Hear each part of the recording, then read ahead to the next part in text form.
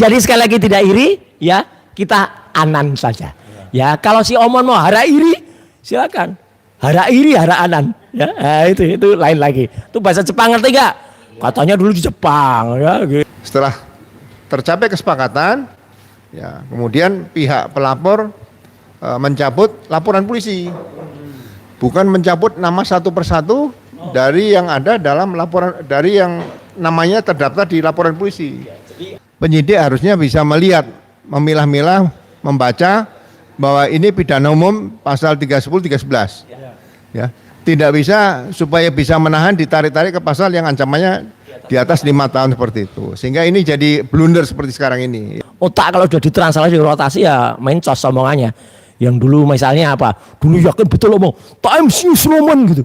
Ternyata dengan mudahnya dikoreksi jadi maaf, ternyata Times Roman. Matanya tuh bisa baca atau enggak? Ya gitu. Mungkin gara-gara pakai kacamata hitam itu ya. Jadi nggak bisa baca gitu.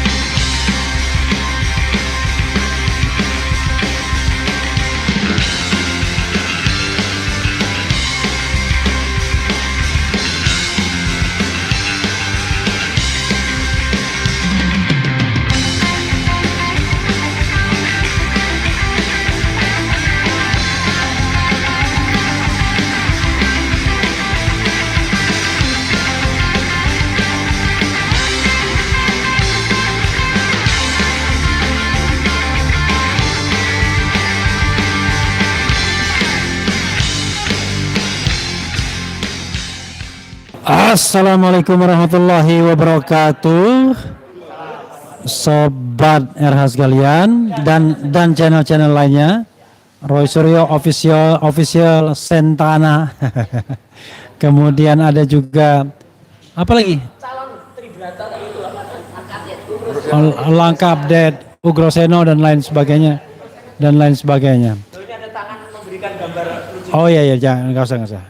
Jadi sobat RH sekalian, kita akan membahas SP3, surat perintah penghentian penyidikan yang baru saja diumumkan, diberikan kepada Rismond Hasiholaun Sianipar. Itu RHS singkatannya, bukan RS. Kalau RS itu Roy Suryo. Jangan sampai ada kekeliruan ya. Nah, kita mau lihat dari perspektif Pak Ugro, tentu perspektif hukum, perspektif penegak hukum, kemudian perspektif Roy Suryo, teman seiring sejalan sebelumnya, sampai tanggal 11 Maret 2026. Nah, nanti saya tambahin sedikit perspektif saya.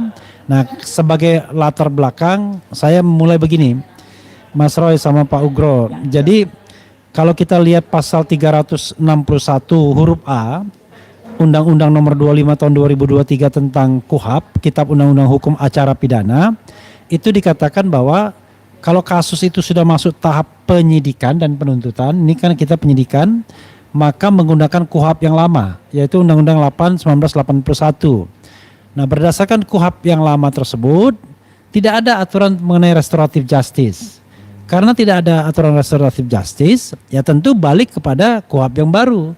Tidak boleh diturunkan pada peraturan di bawah undang-undang karena tidak apple to apple, tidak sejajar berdasarkan teori jenjang peraturan perundang-undangan, Stufenbauer teori.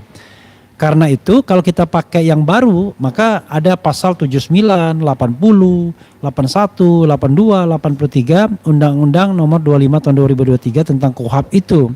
Nah, salah satu syaratnya adalah yang namanya restoratif SP3 hanya bisa diberikan, restoratif justice hanya bisa diberikan kepada mereka yang ancaman hukumnya 5 tahun ke bawah. Tapi kalau di atas 5 tahun tidak bisa. Itu sangat jelas, dan kemudian prosesnya pun harus melalui penetapan pengadilan dan lain sebagainya, yang dalam proses baik Egy Sujana, Damai Hari Lubis maupun Rismond ini kita tidak melihat itu. Tapi yang telak itu adalah ancaman hukumannya haruslah 5 tahun ke bawah. Sementara kita tahu terlepas bahwa ada penyelundupan hukum, misalnya dalam keyakinan citizen lawsuit yang diajukan para jenderal, ex-jenderal, itu Mas Roy, Dr. Tifa dan Rismond itu dikenakan 2 pasal yang ancaman hukumannya di atas 5 tahun, yaitu pasal 32 ayat 1 Undang-Undang nomor 11 tahun 2008 tentang dan 35 Undang-Undang tentang informasi dan transaksi elektronik, yaitu dengan ancaman hukuman 8 tahun dan 12 tahun penjara. Maka saya katakan berdasarkan legal perspektif ANSI, ya memang harusnya Rismond tidak bisa mendapatkan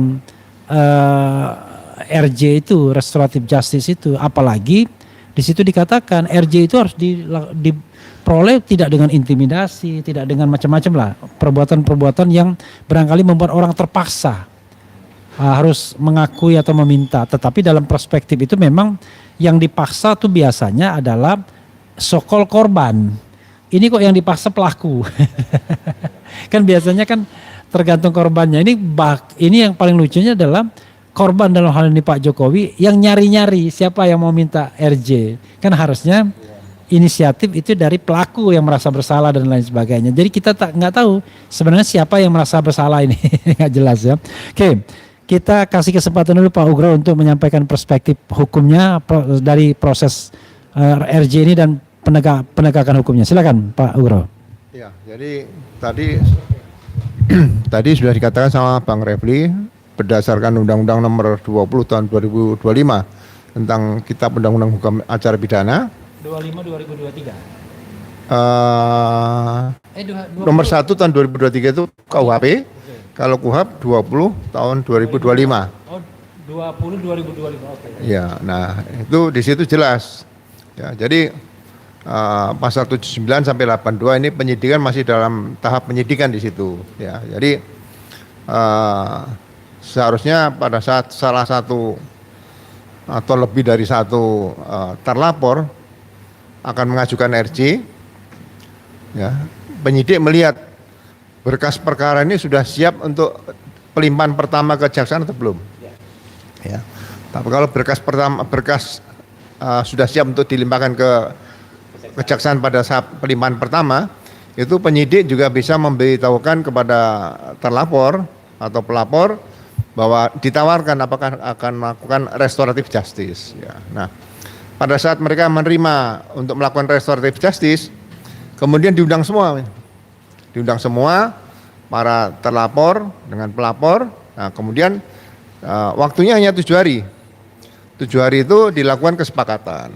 Nah, setelah tercapai kesepakatan, ya, kemudian pihak pelapor mencabut laporan polisi, bukan mencabut nama satu persatu dari yang ada dalam laporan, dari yang namanya terdaftar di laporan polisi. Jadi artinya satu surat itu yang ada nama-nama Iya, dicabut. Ya? Laporan polisi cabut, otomatis semua terlapor nama itu juga tercabut. Ya, jadi bukan sama dengan mencabut uban rambut itu ya. Ya. Kemudian setelah itu dilaksanakan dalam 7 hari, penyidik menerbitkan surat perintah penghentian penyidikan atau SP3. Nah, SP3 itu langsung diberikan kepada kejaksaan sebagai penuntut umum dan pada pengadilan. Yaitu itu waktunya 3 hari. Jadi otomatis dalam RJ itu 10 hari, tidak bisa lebih dari 10 hari, itu hukum acara pidana yang bicara. Nah, kalau tidak tercapai kesepakatan dalam 7 hari, penyidik akan membuat berita acara RJ tidak bisa terlaksana dan kemudian dijadikan bagian dari berkas perkara, langsung perkara tersebut dilimpahkan ke kejaksaan. Di situ. Jadi tidak ada RJ, ya tidak ada RJ, langsung kejaksaan, sehingga RJ itu bisa dilaksanakan pada saat pihak penyidik sudah mengetahui posisi kasus itu yang sebenarnya dan berkas sudah siap dilimpahkan ke kejaksaan itu. Nah, kalau kemudian dalam SP3 yang diterima selama ini oleh 3 orang, yaitu Pak Egy Sujana, Damian Lubis dan Rismond, berarti di situ SP3 itu dasarnya adalah pencabutan laporan polisi. Nah, harus dicantumkan. Nah, kalau sudah ada pencabutan laporan polisi, berarti laporan polisi yang berkaitan dengan berkas perkara tersebut dinyatakan sudah selesai. Tidak ada lagi nanti diadakan SPDP baru dan sebagainya. Karena surat perintah dimulai penyidikan atas PDP itu satu laporan polisi, satu SPDP, ya kan? SPDP kalau misalnya ada pengembangan tersangka itu tetap SPDP lama dikirimkan kembali kepada kejaksaan, bukan dibuat baru lagi nomornya baru, bukan seperti itu. Iya, seperti itu. Jadi satu laporan polisi, satu surat perintah dimulai penyidikan. Nah, kemudian kalau SP3 tadi, surat perintah penghentian penyidikan, itu harus dalam tempo 1 kali 24 jam harus diberikan kepada para tersangka atau diberikan kepada tersangka. Kenyataannya saya nggak pernah. Nah, seharusnya yang ada dalam laporan polisi yang dicabut oleh pelapor itu semua tersangka di situ dapat SP3 lampirannya seperti itu. Ya, jadi ketentuannya sangat ketat. Ya, jadi sebetulnya bagi saya ingin saya tambahkan restoratif justice ini bukan barang baru. Ya. Dulu udah ada ya Pak? Ya, dulu belum ada tapi banyak dilaksanakan. Oh iya. Seperti contoh begini. Hukum acara pidana yang lama kan Undang-Undang Nomor 8 tahun 1981. Nah, tahun 1991 saya waktu itu Kapolsek. Ya. Saya pernah melaksanakan RJ. Oke. Dua pihak bulan puasa, ya kan? Yang satu pedagang pasar Tanah Abang, yang satu kelompok dari hukum pemuda Pancasila. Ya, ada masalah, kemudian saya temukan, ya kalau dilanjutkan semua saya tahan, saya bilang gitu. Kalau mau selesai damai, silakan. Nah, itu saya damaikan. Dan semuanya happy di situ. Berkas-berkas tidak saya lanjutkan ke kejaksaan seperti itu. Jadi saya rasa restoratif justice ini yang di semua dalam hukum acara pidana itu menurut saya bukan barang yang baru dan itu sudah banyak dilaksanakan oleh rekan-rekan penyidik. Mungkin di atas saya angkatannya, mungkin di bawah saya dan sebagainya. Itu yang bisa saya sampaikan kepada rekan-rekan sekalian. Sekali lagi terima kasih. Mudah-mudahan ini menambah pengetahuan kita di bidang masalah restoratif justice yang terjadi berkaitan dengan dugaan ijazah palsu yang dialamatkan pada Pak Jokowi, mantan presiden atau presiden ke-7 Republik Indonesia. Terima kasih. Ya, tapi gini, pendalaman sedikit Pak Ugro ya. Kan tadi saya mengatakan bahwa ya memang RJ prakteknya sudah ada walaupun di KUHP yang lama nggak ada. Ada di peraturan kejaksaan, ada di peraturan kepolisian karena masing-masing itu bisa dilakukan RJ baik dalam tahap penyelidikan, penyidikan, penuntutan ya. Tetapi persoalannya adalah kita bicara tentang kepatuhan terhadap undang-undang. Nah, sudah ada undang-undang yang baru, tadi sore saya salah tadi, Undang-Undang Nomor 20 tahun 2025 ya, tentang KUHP, Kitab Undang-Undang Hukum Acara Pidana. Di mana di pasal 79 dan terutama 80 itu dikatakan bahwa RJ itu hanya untuk yang ancaman hukumannya 5 tahun ke bawah. Nah, apakah itu syarat yang mutlak dan harus dipenuhi ataukah itu syarat yang bisa dihilangkan? Karena dalam kasus Rismon ini kan jelas bahwa ancaman hukumannya di atas 5 tahun. Silakan. Ya, jadi pasal-pasal yang dituduhkan kepada para terlapor dalam laporan Pak Jokowi dan 3 orang lainnya itu, ya kan, sebetulnya pencantuman pasal delik-delik pidana umum dan pidana khusus di situ seharusnya yang diterapkan adalah pidana khusus. Jadi dari awal penyidik harusnya bisa melihat, memilah-milah, membaca bahwa ini pidana umum pasal 310, 311. Ya, tidak bisa supaya bisa menahan ditarik-tarik ke pasal yang ancamannya di atas 5 tahun seperti itu. Sehingga ini jadi blunder seperti sekarang ini. Ya, jadi menurut saya sesuai dengan RJ tentang mekanisme restoratif justice, di situ adalah yang ancaman hukumannya masuk kategori 3 tadi, di bawah maksimal 5 tahun di situ ya. Jadi karena pasal yang dituduhkan ada pidana umum dan pidana khusus dan pidana khususnya adalah Undang-Undang ITE ancamannya lebih dari 5 tahun. Sebetulnya kalau ini memang kita konsekuen, RJ atau restoratif justice itu tidak bisa dilaksanakan seperti itu. Itu udah konsekuensi logis yuridis seperti itu. Ya, jadi walaupun terkesan tidak adil bagi tersangka, tetapi memang ya hukum harus ditegakkan. Dan memang para tersangka juga sedang mempermasalahkan ini kan. Misalnya secara tidak langsung Purnawirawan Jenderal itu mengajukan citizen lawsuit yang ingin memperbaiki mekanisme dalam proses penanganan penyidikan, manajemen penyidikan agar tidak menyelundupkan pasal tidak sesuai dengan fakta dan peristiwa yang terjadi. faktanya apa, peristiwanya apa, tiba-tiba dikenakan pasal 32 ayat 1 dan pasal 35 dengan ancaman hukuman 8-12 tahun penjara. Itu nggak masuk akal sebenarnya. Apalagi kemudian ada seorang pengamat namanya Edi Hasibuan yang mengatakan syarat respon itu sudah terpenuhi semua karena salah satunya adalah kejahatannya ringan katanya. Padahal ringan 12 tahun penjara. Oke, silakan Mas Roy menambahkan. Oke, ya, izin. Ya, jadi sekali lagi kalau saya lihat ya, inilah hukum di Indonesia itu diterapkan secara serampangan ya, atau acak adut gitu ya. Artinya apa? Kita lihat saja dalam surat SP3 yang sempat dipublikasikan oleh Damai Hari Lubis waktu itu di salah satu acara TV. Itu jelas banget yang saya lihat formatnya adalah 2 halaman. Cuman dari situ saja saya orang yang awam hukum ya, Mas Refli dan juga semua pemirsa, melihat surat yang kemudian diterbitkan kemarin SP3 untuk respon. Ya, itu berhalaman-halaman, sekitar 3 atau 4 halaman. Dan tidak berani ditunjukkan kepada masyarakat. Karena apa? Sempat di acara live di salah satu TV kemarin ya, itu orang yang sangat termul akut ya, gitu namanya Andi Aswan ya. Itu sempat baca dan kemudian agak terkaget karena dia sempat baca di situ ada keterangan untuk yang dilakukan penahanan gitu loh. Kok ada disebut-sebut penahanan gitu, padahal kata-kata itu tidak ada di suratnya yang ada di Riahel atau yang di Egy Sujana. Jadi orang yang kemudian dalam peristiwa atau dalam satu SK yang sama gitu ya, dari surat dimulainya penyidikan yang sama ternyata beda-beda. Nah, makanya kita tunggu ini, Mas. Bentuk atau kalau istilah teknisnya tuh diktumnya sama enggak gitu ya. Antara yang SP3 untuk Damai Hari Lubis dan Egy Sujana dengan yang respon gitu loh. Karena kalau beda dan kemudian tadi kalau kita lihat press conference yang dilakukan oleh di Reskrim ya Polda Metro Jaya Pak Kombes Iman Imanuddin ya, itu tampak sedikit berbeda. Makanya kita perlu menanyakan hal ini. Saya terus terang awam hukum ya. Jadi saya hanya melihat kok penerapan hukum yang diterapkan kepada kita ini ya, itu kok serampangan dan amburadul gitu. Jadi tampak betul bukan dilakukan secara sesuai dengan prosedur hukum, sesuai dengan undang-undang atau restat, tapi ini ada kayak kekuasaan atau tangan-tangan tertentu gitu, kayak mahsas gitu ya, yang kemudian melakukan ini. Itu pandangan saya begitu sih, Mas. Jadi kita hanya ingin lihat ini kalau penerapannya kayak gini, serampangan kayak gini ya pantas lah gitu.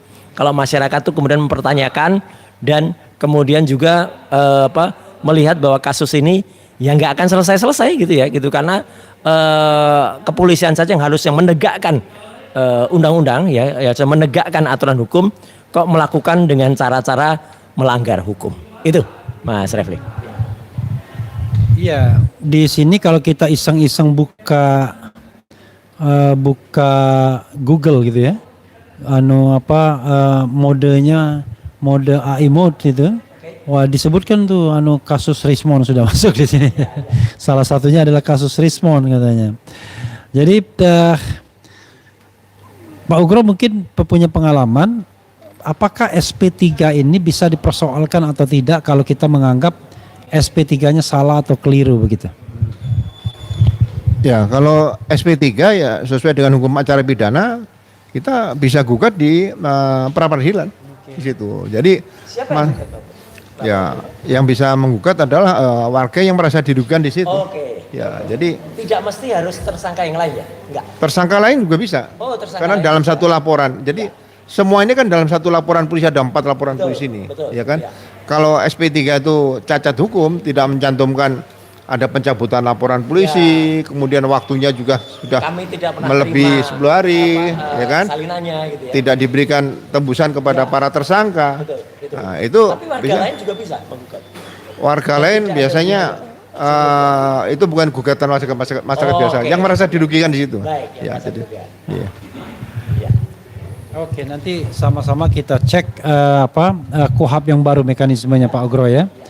Oke, Mas Roy ingin ditambahkan lagi? Karena gini, kan ada dilema ketika mempermasalahkan SP3 melalui RJ yang diperoleh oleh 3 orang, terutama Rismon. Karena ada tudingan, wah ini Mas Roy iri kan gitu ya. Mas Roy sakit hati dan lain sebagainya sehingga mempermasalahkan dan lain sebagainya. Silakan Mas Roy mempertanggungjawabkan statement itu.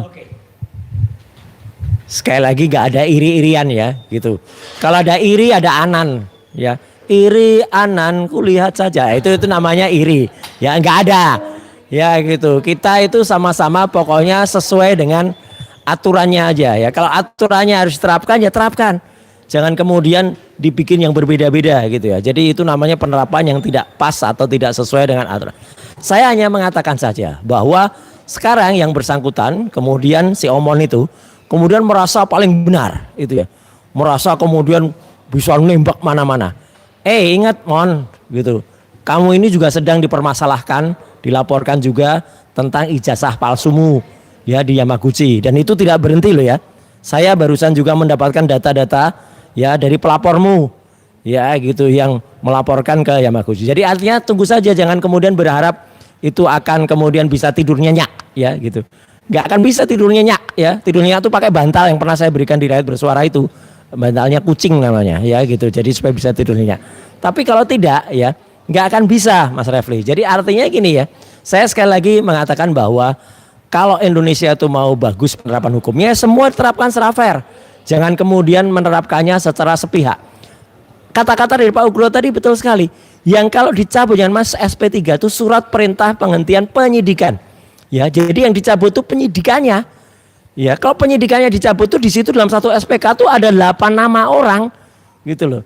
Nggak bisa dicuplikin aja, kalau dicupluk namanya suratnya bolong nanti. Ya, itu kan namanya kan nama itu kemudian dikater gitu ya. Nah, dikeluarkan. Itu namanya suratnya bolong. Nggak bisa lagi kalau cabut semua, gitu loh. Bukan kami meminta RJ, nggak ada minta-minta di sini. Ya, tapi memang hukum itu harus diterapkan sesuai dengan aturannya. Kalau harus SP3 itu karena apa? Karena penerapan hukum. Jadi misalnya itu dihentikan karena memang ada landasan hukumnya. Bukan harus kami meminta-minta, nggak ada. Gitu ya. Jadi peristiwa itu memang banyak aturan dan harus cerdas. Saya hanya ikut komentar gini, Mas Refli. Ada banyak pertanyaan. Mas, fokus saja pada kasus ini gitu katanya Pak Ugro. Jadi jangan kemudian belok-belok kemana-mana. Orang itu berikan atau dianugerahi otak nih ya. Otak yang belum ditranslasi dan belum dirotasi ya gitu.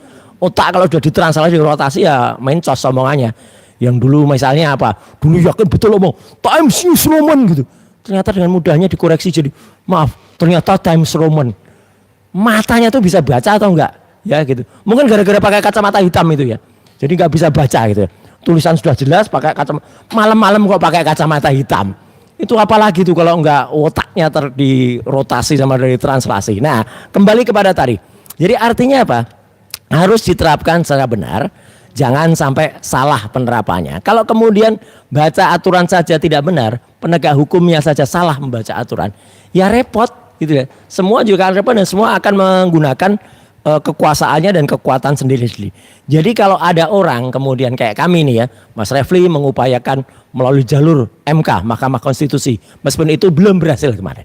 Bukan berarti tidak berhasil ya, belum berhasil karena itu akan masuk lagi. Terus kemudian Pak Taufik di sidang CLS ya, kemudian katanya ditolak. Baca itu bukan ditolak, itu hanya belum diterima atau tidak diterima.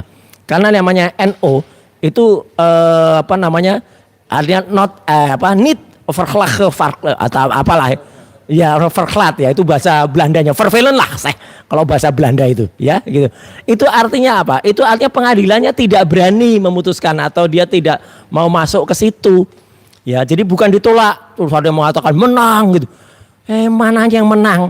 Belum ada yang menang di sini ya. Ada yang mengatakan 3-0 kalau saya pinjam istilah dari Pak Presiden, dasmu 3-0 itu ya. Nggak ada 3-0 itu ya, belum ada, semua lagi proses. Jadi artinya apa? Itulah manusia itu diberikan oleh Allah Subhanahu wa taala, Tuhan, otak itu untuk berpikir tadi itu.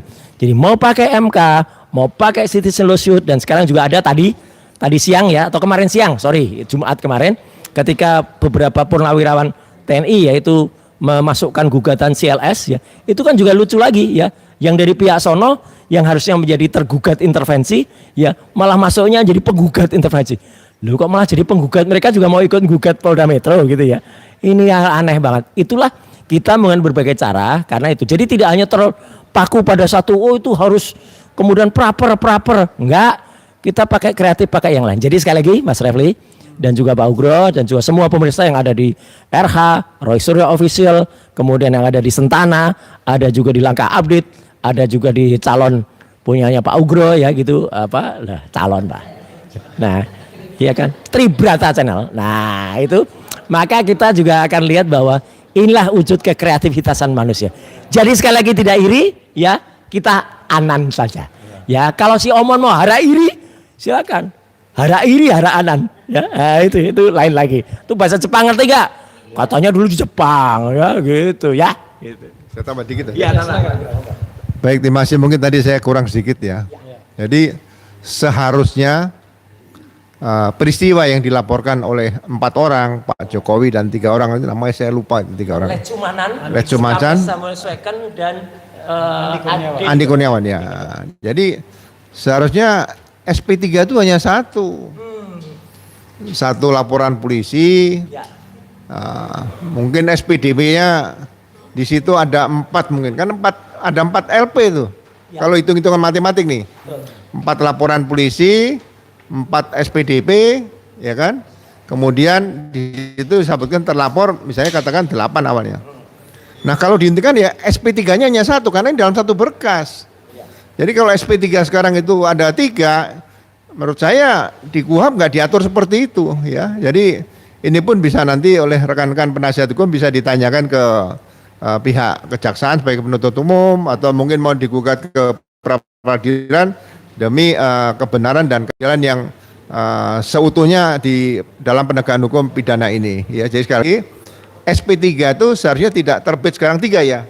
Mungkin nanti akan jadi 4 dan sebagainya. Itu kesan-kesan seperti itu harus dihilangkan. Jadi saya ulangi lagi, 1 LP, 1 SPDP, 1 SP3. Tapi dalam peristiwa ini 4 LP, 4 SPDP, surat perintah di unit penyidikan, dan 1 SP3. Itu saja. Terima kasih Mas. Oke, ya sobat sekalian, ini sudah mulainya pun sudah dini hari.